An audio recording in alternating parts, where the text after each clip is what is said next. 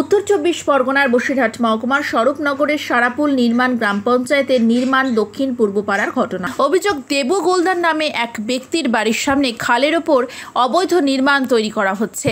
স্থানীয় বাসিন্দাদের অভিযোগ, সরকারি খালের ওপরে কংক্রিটের অবৈধ নির্মাণ তৈরি করছেন। রীতিমতো কলম প্লেয়ার দিয়ে ঘর তৈরি করছে দেবু গোলদার। খবর পেয়ে ঘটনাস্থলে স্বরূপনগর থানার পুলিশ এসে অবৈধ নির্মাণের কাজ বন্ধ করে দেয়। স্থানীয়দের দাবি, স্থানীয় বিজেপির পঞ্চায়েত সদস্যের নির্দেশ মতো এই অবৈধ নির্মাণ ছিল। পঞ্চায়েত সদস্য অবশ্য এই অভিযোগ পুরোপুরিভাবে অস্বীকার করেছে। এটা কি আসলে আপনার জমির উপরে করেছেন? জমি বলতে দেখেন, এই ড্রেনটা যেহেতু করেছি তো এই বাথরুমটা করা হয়েছে, এটা রেখে আমাদের একটু গাড়ি ফাড়ি আছে একটু রাখার জন্য যা সাব আছে, আর কোনো কিছু না। এখানে তো করা যায়, শুধু একটা ঘর এসে মানে এটা রাখার জন্য, গাড়ি খুলে করে রাখার জন্য। সেই জন্য আমরা তাহলে একটা ওর সঙ্গে দাদা সেই বিষয়ে করছিল যে এরকম তাহলে একটু করে রাখি।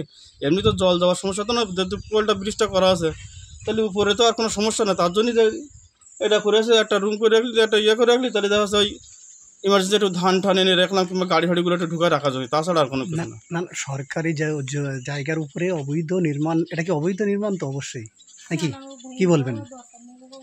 না, সেটা যদি এখন সেটা করলেই হয় না, যেহেতু সরকারি জায়গার পরে বিল্ডিং তৈরি করছেন, এটা কি অবৈধ না বৈধ সেটা বলেন। না, এটা তো বৈধ না, এটা তো বৈধ কিছু পড়ে না। এটা কি ঠিক?